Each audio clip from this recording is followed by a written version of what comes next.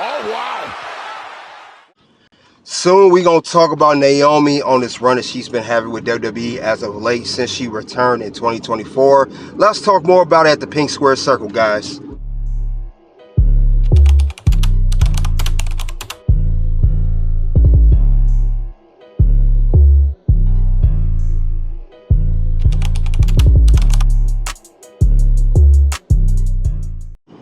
Hey, guys, we're here at the Pink Square Circle.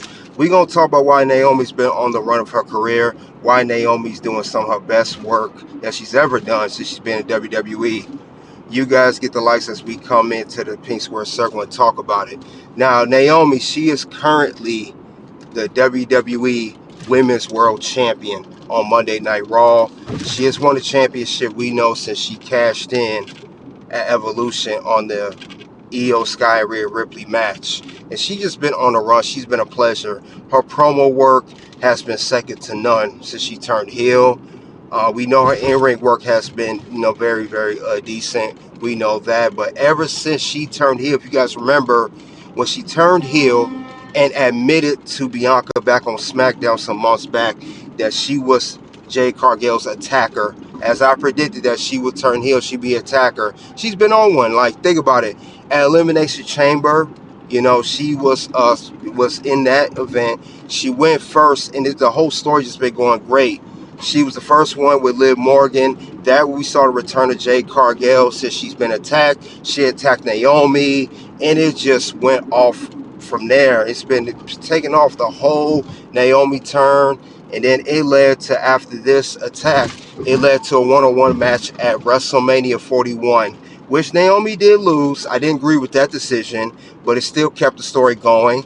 Now, it wouldn't stop there. They will have a second match between Naomi and Jade. They will have one at WWE Evolution.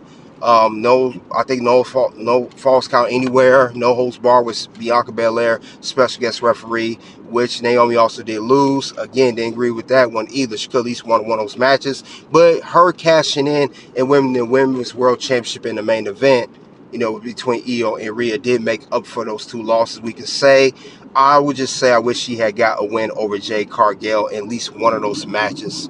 But other than that, Naomi, we know a lot of people have wrote Naomi off. If you guys remember when she did the walkout with Sasha Banks, now known as Mercedes Moné, back in 2022, people thought that was over for Naomi. She would never come back to WWE. Her career was done.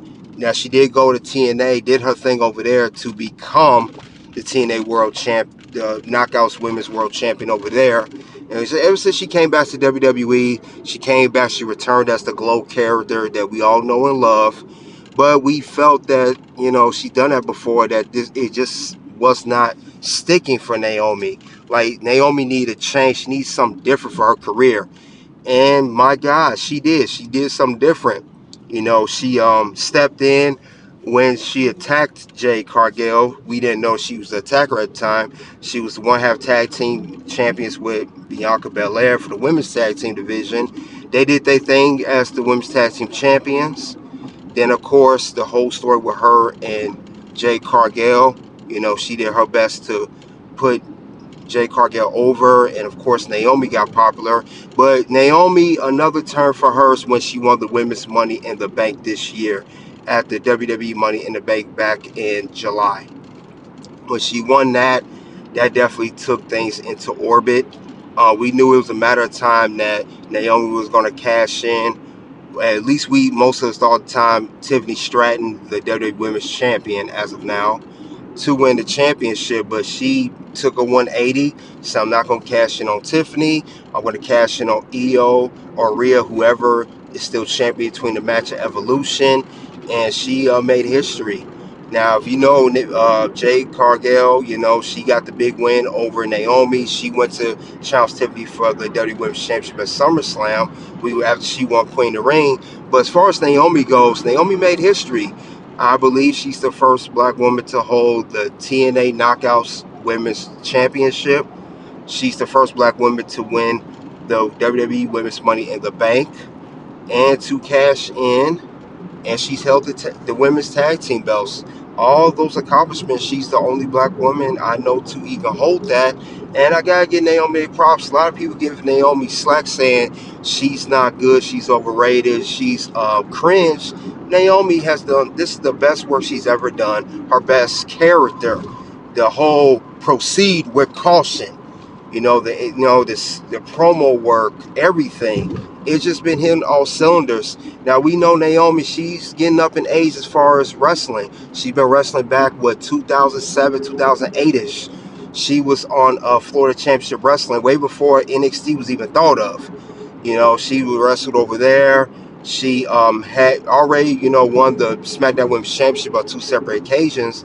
She's been wrestling for a good over 15 years now. So we know that Naomi's at the near tail end of her career. So if they were to strike while the iron's hot with Naomi, let her be hot, this is the time to do it. Because Naomi is not ever going to get, I believe, this opportunity to shine like this again, especially her brand newfound heel character, given the plethora of how many women is on the WWE Women's roster today. She also had a great, I want to add as well, her recent first title defense at SummerSlam, night 2. She opened up the event, defended championship against Io Sky and Rhea Ripley. She did great in that. That was a great triple threat match between those three women.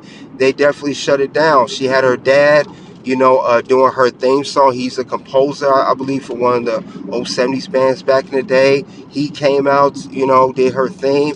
It was a great for Naomi. Naomi's on cloud 9 right now.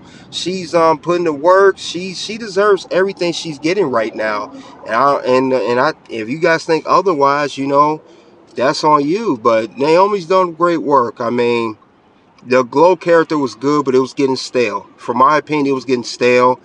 Naomi has not been a bad guy or a heel character since the Team BAD, that she did back in 2015, which, if you guys don't know, it stands for Beautiful and Dangerous, that she did back in the day. But this is really good work of her. Really good work of her. So I can't wait to see what else is going to go for Naomi. Now, I know Naomi recently did an interview way back before WrestleMania talking about, her whole character work, everything she's done with Nikki and Brie Bella on their podcast. And she said that, she's putting in the work, and they just gave her praises, Nikki and Brie. But definitely was a good interview that she did with them, because she deserves everything. And like I said before, Naomi, I hope you continue to crush it like you always done. And sky is pretty much the limit, for her until the next move of what she's going to do next. Can't wait. You guys are crushing it. Look, I get chills. Your promo work. Thank you. Girl, you need to get into acting, movies ASAP. Well, she was in a movie, Queen of the Ring, which you killed. Thank you. That You're was right. such an incredible surprise, by the way, because I didn't know. And then we're sitting in the theater watching, and I was like, what? Literally, Renee and I were like, oh my gosh. And you killed it. Thank you. That was such a incredible opportunity, especially during the time, because it was when I was gone.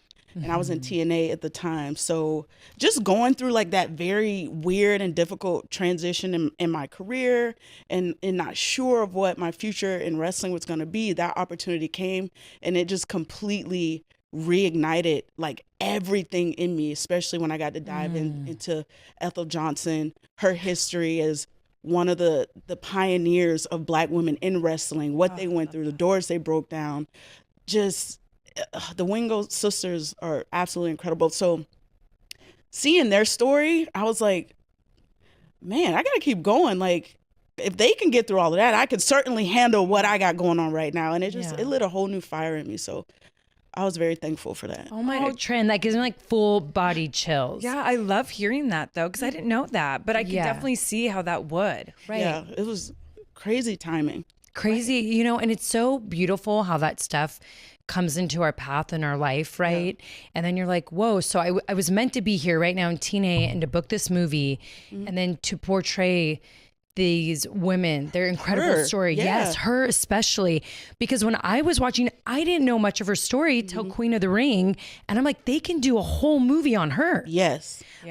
I loved the scenes that they had in there. And I'm like, oh my gosh, people women already had it hard, but Black women, and to see that part of it, I was like, okay, we need a spinoff. Yeah. And you three just did incredible. Like it just, I felt like I was in it. I'll watch people I know and I'm like, oh, I could see them playing. I didn't know I was watching Trin. Right. Do you know what I mean? No, but that was like good. crazy part. That's what I loved about it. I go, I'm not watching Trin. And that's like what you want. That's And that's everything. You're really, really good. Thank you, sis. You're welcome. Like, So we better see more movies. but I love that that's what it did. And you could tell, like, I like that you went to TNA and I love that you're back and you've just been crushing it, Trin. Like, so good.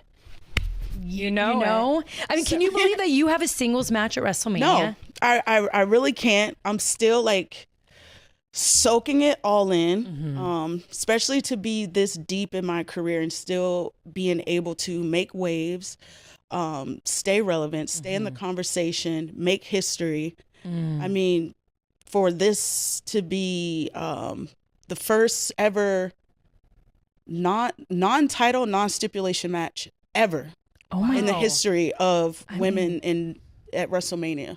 It's never happened, and it's been 19 years since the last match we had. But it was like